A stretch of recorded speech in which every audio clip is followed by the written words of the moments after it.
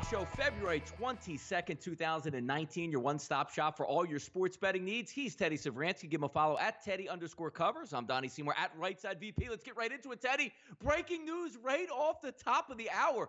Robert Kraft, oh no, what is you doing out there, as we like to say? 2 misdemeanors here getting caught up in Florida. The NFL news cycle, Teddy, it never ends, does it?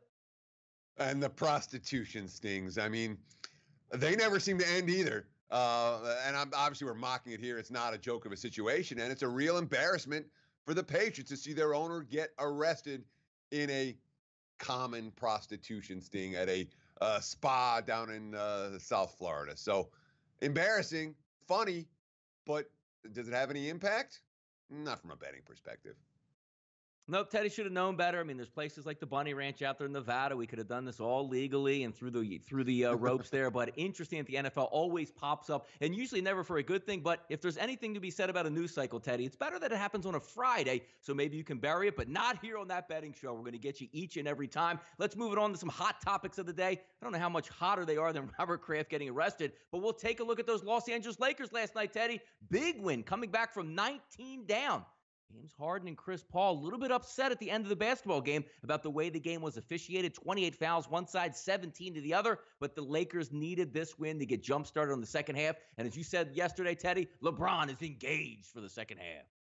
He sure was. But it wasn't all LeBron. Brandon Ingram with a big game last night. And, of course, Scott Foster with a big game last night, blowing whistles on the Houston Rockets. And, of course, I'm assuming most of you out there have read the ESPN article that really details everything in the Tim Donaghy scandal. If you haven't read it, it's a great read. It's in the ESPN, the mag this week. It's on ESPN.com, etc. It's a must read. And one of the things that it talks about in that article is that when the Donaghy situation went down, there was a leaker in the NBA office that essentially ended the investigation into the other refs in the league. Scott Foster was one of those guys who was never thoroughly investigated, and yet there have been rumors about Scott Foster for years, and those rumors will continue to persist after last night's officiating fiasco where James Harden got blown for 4 offensive fouls, including the one that fouled him out of the game with a minute and a half left. Yeah, certainly don't do well under Scott Foster every time that he does ref those Houston games. They said they've had meetings, they've had sit-downs. Chris Paul's met with the league, and it doesn't look like they've really determined or had any outcome on that. We'll keep an eye on it as it goes down through the season. Teddy, breathe a sigh of relief for Zion. You know, the debate's not going to end. Should he come back to Duke? Should he play? Should he get ready for the NBA draft, sign a huge shoe contract, and go off riding into the sunset? But it looks like the injury, not too bad. You know, just a common sprain. They called it a grade 1, day-to-day, reevaluated in a few days. However, he is out for the Syracuse game on Saturday up in the Carrier Dome. But good news overall. Nobody ever wants to see anybody get injured there. Now we start that next mounting surge of, is he coming back? Is he playing? Is he sitting out? Is he heading to the draft? What do you think, Teddy? Well, look, if you're a big man and you have some injury issues in college, you got to show me.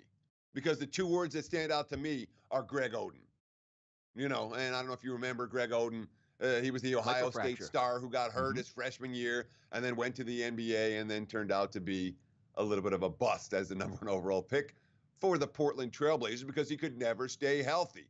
When I'm drafting a big man, I need to know his knees are good, his ankles are good, et cetera, et cetera. So we talked about it yesterday in the hot take. Where, you know, should Zion sit? Should he play? Honestly, I think he should play. And the more I thought about it, the more I was like, no, it's not a kind of maybe, no, yes. It's a, if you're healthy, get back out there and help your team. Don't be sitting out waiting for the NBA dollars because that's only going to increase the questions about your durability. So good news for Duke, good news for Williamson. I think the best case scenario for college hoops is if he plays again for the Blue Devils and helps them try to win a national title. I agree. I mean, that was certainly a hot topic around social media yesterday, Teddy. And the one point I kept coming to as well, you know, in other scenarios, well, I think it's a little bit different in basketball. Number one, he didn't have a catastrophic injury. Even when you look at Kenyon Martin, Teddy, I believe it was the year 2000, 1999, somewhere in that range with the Cincinnati Bearcats, he snaps his leg is still the the number one overall pick, Teddy, and not counting endorsements, made $112 million in salary contracts there. So there is some proof that says you can get hurt and make a ton of money. Sure. All that being said, Kenyon Martin was, what he was at Cincinnati before he got hurt was the most insane looking NBA player that we've seen in the decade. He had a good career. His career would have been better, I think, had he not suffered that injury. I really do.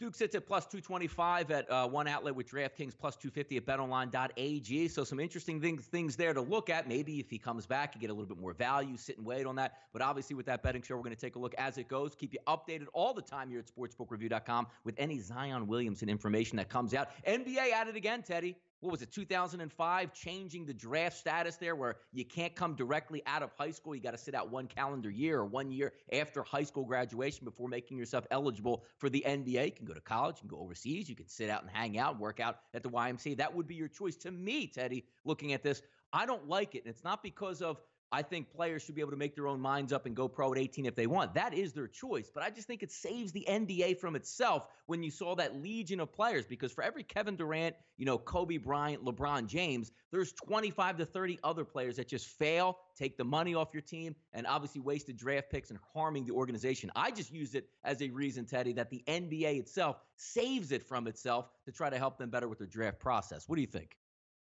It's a knee jerk. And the one thing that we never want to see is, oh, look, this guy got hurt. Oh, let's change our rules because of it. Knee jerk, boom. There's a reason that the NBA went to a 19-year-old minimum.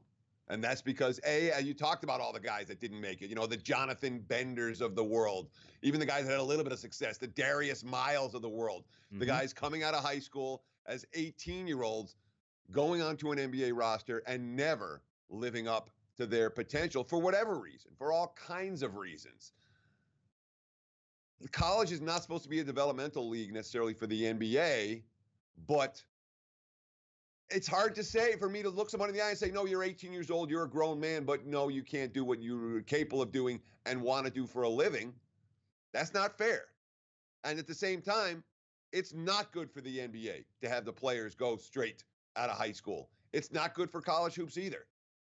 Zion Williamson improved his brand and improved his ability to make money down the road with his one season at Duke. So I really have mixed feelings. And in those situations, I'm trying not to come up with a take that's bullshit. I don't know. There is no right answer. No, you're right. You're absolutely right. Because the common concept is you're 18 to make your own decisions. And if the the NBA wants to draft these kids and they want to make the mistake within their organization, that's certainly on them. But then again, looking down the line, does it help your team as being a fan of your team? I can't believe we drafted this 18-year-old kid. He can't play after 3 years. We wasted the number 3 overall draft pick. But them's is the breaks, as we like to say, because in Major League Baseball, when you look at those first-round picks over the past 10, 15, and 20 years, you'd be amazed at how many high draft picks, even in the top 10, never even sniff Major League Baseball. So we'll see as it goes down the line, Teddy. Talking about Major League Baseball, a little segue moving right in here with the AL East. Most people don't even know that Tampa Bay Rays play in that division, but they won 90 games last year. We'll take a quick look at them today heading into spring training baseball. 33-1, Teddy, to win the 2019 World Series, and also the team total at 83.5. Keep in mind, people, you're looking at two teams in that division that won 100 games last year and another team that won 90. Very competitive, low money, money ball type atmosphere there in Tampa Bay. Decent pitching staff heading in. We know they are known, Teddy, for the openers in baseball, but they do have Cy Young Award winner Blake Snell still on staff. A young, scrappy team. It's just hard footing there, Teddy. You know it, dealing with the Red Sox and the Yankees. What are we looking at here with the Tampa Bay Rays this year? The markets had no idea how to price Tampa Bay last year when they were doing the bullpen by committee and start after start, where it was the bullpen game and another bullpen game. And, we're going to play our bullpen again today. The opener, Ryan Stanek, started 29 games last year. And I would expect to see more of the same from a team that is fairly high on the charts when it comes to understanding advanced metrics and using them appropriately. Of course, Tampa's got the worst facilities. Well, maybe Oakland has the worst facilities, but Tampa and Oakland have the worst facilities in MLB. They have no fan base. No one comes to the game. The stadium stinks. They talk about moving. And yet, last year, number 3 in baseball in profitability, and just about all their profits came at home. They were plus 21 units at home. They were number 1 in MLB in run line profits last year, plus 1.5, or -1.5. They did have more unders than overs a year ago, 82 to 73. And I wouldn't be surprised if that's the case again this season. But you have to like that young outfield with Kevin Kiermaier and Tommy Pham and Austin Meadows. You have to think that Matt Duffy is going to do something at third base this year that he couldn't do a season ago. And I wouldn't be surprised to see the Rays once again be moneymakers for their backers on a fairly regular basis this season. I'm not convinced the markets are going to price Tampa appropriately.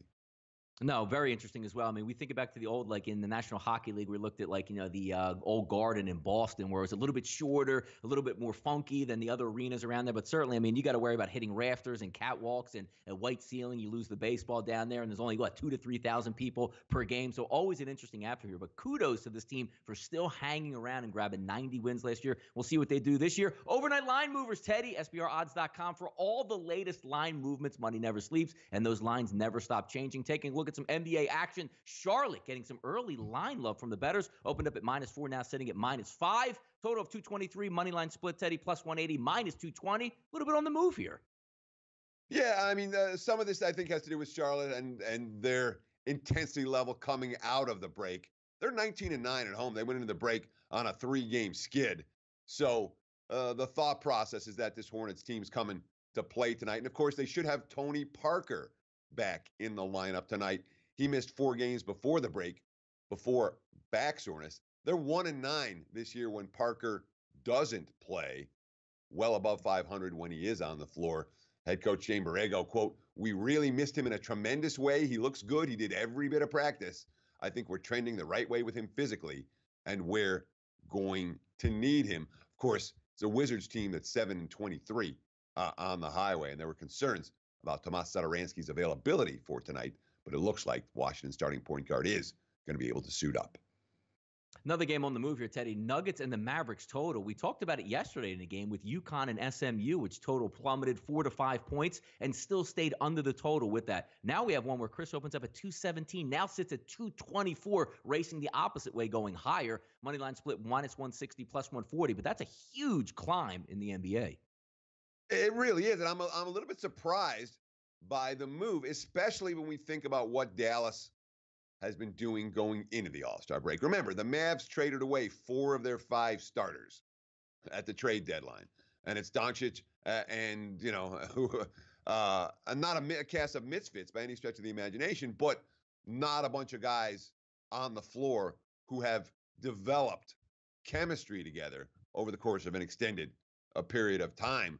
But even with, and the offense struggled. They averaged, the last 5 before the break, just 103 points a game. There's talk Dallas wants to push the pace tonight against Denver. And, of course, the Nuggets do get Paul Millsap and Gary Harris back in the lineup tonight. Harris, of course, there was some talk they were going to shut him down for the season. He can be instant offense for that Nuggets squad at any given moment. So markets reacting to an expected pace increase from Dallas and a health increase for Denver, as healthy as they've been really at any point this season. Watch what you bet. Watch that betting show here for February 22nd, 2019. A little bit of Friday night action, not your Tuesday, Wednesday football setup, but Friday takes center stage. The best team in the MAC, top 25 Buffalo Bulls here, taking the game at 7 p.m. ESPN2 Alumni Arena in Buffalo, New York. Kent State 12-1, Teddy, coming into this game. Buffalo very, very savvy for their backers. 15-8-1 against the spread. 13-7-1 against the spread as a favorite. Certainly earning their money. Undefeated, Teddy, on their home court, 11-0. But it's not about actually winning the game. Can they cover this? 15.5. Kent State, decent basketball team. How much does Buffalo have left in the tank? And they're looking to press at this point because sitting right now, angling for that MAC tournament, getting the top seed so they get the bye, and maybe even an outside look, Teddy, of getting into the tournament as an at-large bid. Interesting game tonight in the MAC. Sure, though, if I'm a team like Buffalo, I'm counting on winning the MAC tournament, not hoping the committee saves a bid for me. Buffalo could very easily be a team that's on the outside looking in if they don't win their conference tournament, which means a game like this is not quite as meaningful as it would be. And, of course, it's a Buffalo team. They're coming off a near perfect offensive showing. I mean, 19 of 33 from 3 in the game against Ohio earlier in the week. That's an all-time school record. They shot well over 50% from 2-point range as well. when you're coming off first a huge win on the road at Toledo in a game where they rallied back from behind in the second half, and then a near perfect, I mean, obviously it wasn't a perfect shooting night, but a brilliant shooting night in their last game. And now you're laying 15.5 here against a team that doesn't stink. Kent doesn't stink. First meeting between these two teams was tied at 73 with about 5 minutes to play. And then Buffalo closed on a 15-6 run to win by 9. No surprise. If the Bulls do the same thing tonight, a competitive game, they pull away late, they win by 9 or 10 or 11. That's not enough to cover this 15.5-point spread. Spurs go north of the border. Kawhi meeting up with his old friends here, Teddy. The Raptors prohibitive favorite here. -7.5, total 226. Moneyline split plus 255. -310. 7 p.m. ESPN takes center stage from the Scotiabank Arena in Toronto, Ontario. So a little bit of key numbers here. Spurs, decent. 31-27 against the spread. Play well as a dog. 15-11-1. And we look at the Toronto Raptors overall in the season, only 26-31 against the spread. 13-15 at home. And 0-2-1 against the spread with more than 3 days rest. Obviously coming out of the break here. This should be an interesting one. Old foes unite. What are we looking forward to here? Yeah, this should be a lot of fun. Of course, we saw the Kawhi Leonard versus DeMar DeRozan matchup from two teams that traded them back in January, and DeRozan got the best of it. He dominated in San Antonio. 125-107 Spurs win in that ball game. And oh, by the way, that was DeMar DeRozan's first career triple-double coming against his former team. And of course, I mean, he's the all-time Raptors leader in points and field goals and free throws and games played and wins. He is and was the face of Toronto basketball for the better part of a decade. So certainly the emotions will run high. And of course, we've got the two brothers matching up. Pau against Marc Gasol. Gasol, an impact addition for Toronto at the trade deadline, along with Jeremy Lin. Nick Nurse, Raptors coach, saying, hey, I think we can go a little bigger if we want to. We can go a lot bigger. We played Serge and Mark together and Pascal. That gives us a third thing to do. We may have found something there that is advantageous to our team as a whole. I could see us being able to play really big, then at times putting all of our little penetrators out there and playing small and fast, which is what I want to do. Nick Nurse has done a pretty good job with this Raptors team this year. I would not be surprised at all to see Toronto get a little payback after getting embarrassed in that first meeting. Thunder kick off the second half versus the Jazz, favored by 4.5, total 226. Moneyline split of plus 170, -200. Chesapeake Energy Arena, 9:30 p.m. Eastern Time, ESPN. If you've been back in Oklahoma City, you've been making some money. 33-24 in the season against the spread. 25-21 as a favorite. 16-11, Teddy, against the spread at home. Utah fresh, Oklahoma City fresh. Second half is underway. Should be a good one tonight. Yeah, it really should be. And you can say it's playoff revenge. It's not playoff revenge anymore. Utah beat Oklahoma City last April 4-2 in that series, though the Thunder have already beaten the Jazz twice this year. The 1-point win in Utah and a 9-point win at home. Now, the Jazz, they got snubbed. I mean, Rudy Gobert got snubbed for the All-Star game.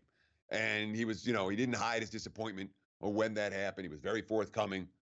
His quotes coming out of the break: just recharge completely, mentally, physically. For me, I was able to get a bit of sun and feel a lot better when I get back. The next 2 months, I feel, will be a lot better. And of course, Utah, huge moneymakers for their backers down the stretch last year. They've already won 13 of their last 16 going in to the All-Star break. And they only play 8 of their last 25 teams against teams that are above 500. This is one of those ball games. After this, gets fairly easy for Utah in recent weeks. And the Jazz are expected to get back Dante Exum tonight. The backup point guard, yeah, he matters. He missed the last 17 games with a left ankle sprain. Off the mic, Teddy, a whole lot going on tomorrow in that Syracuse-Duke game, on the court and off the court. The reason why we bring this up here is not to have more of a rant and rave session here, but it's how some cappers look at different situations when they come in, because there are some human elements outside of just saying this team can shoot, this team can't shoot, this team plays a matchup zone, we'll see how this team handles it. You have some interesting situations here. Obviously, taking a look at this game, which was already played a couple weeks ago in a rematch or revenge mode for Duke, Zion Williamson, Teddy, 35 points in that game versus Syracuse, will not play. Cam Reddish sat out that last game. Trey Jones, if you remember, Teddy, got hurt 6 minutes into that ball game, and Syracuse pulls out the victory. Now, in this edition, No Zion Williamson, obviously with the injury, but also some tragedy striking after the game versus Louisville, driving home Snowy Road. Jim Boeheim is involved in a fatal accident where he's not able to coach the team yesterday, just met with them. So he's carrying some baggage into this game all along. It's interesting to see, and I'm waiting on the opening line that comes out because sometimes we take a look at some advanced lines. Ken Palm listing it around a 9-point favorite for Duke on the road. I can't imagine it will be that case with the Zion information and, some other extracurricular activities, so to speak, in this game. What are we looking at in this game, Teddy? And from your approach coming into it, how do you delve through all these problems or maybe some, outside of the actual realm possibilities than just a guy lining up and shooting some three-pointers and trying to cap that? Yeah, I mean, remember that when you talk about what the projected line is at kenpalm.com, that does not factor in the Zion Williamson absence. And obviously, we'll see how much the markets feel that he's worth. I can't think he's worth less than 5 points in this ballgame. He obviously is an impact player. Duke in a rare revenge setting, in an even rarer same season revenge setting. And remember that first meeting. They couldn't hit the broadside of a barn. They were 9 of 43 from three-point range, which tells us, A, they took too many three-pointers. They were unable to handle the Syracuse zone and were settled, were forced on the perimeter, jacking up jump shots, and they didn't hit any of those jump shots. Now, we know that Duke is capable of hitting plenty of three-pointers. They are a good three-point shooting team. We know that a second look against the 2-3 matchup zone is likely to be better for a squad than the first look, especially when they struggled in many ways. And look, when you're involved in a fatal car accident, that's a big deal. That's not a minor issue for Jim Boeheim. Obviously a tragedy, but the line's going to be short because of the Williamson injury. Duke's coming to play. This is not necessarily a spot where I'll be excited about the home dog. Yeah, it should be interesting to watch. 6 p.m. tomorrow, Carrier Dome. A lot of interesting stuff. And our 20 minutes is up, Teddy. It goes by so fast. We should extend it and take it right into the weekend. But we have some other things that we have to handle here on sportsbookreview.com. Always on top of the edge. That betting show for February 22nd, 2019. As always, your one-stop shop for all your sports betting needs. He's Teddy Savransky. Give him a follow at Teddy_covers. I'm Donnie Seymour, right side VP. Cash your tickets this weekend, and we'll be back on Monday to talk about the Syracuse Duke fallout and much more. Enjoy your weekend, folks.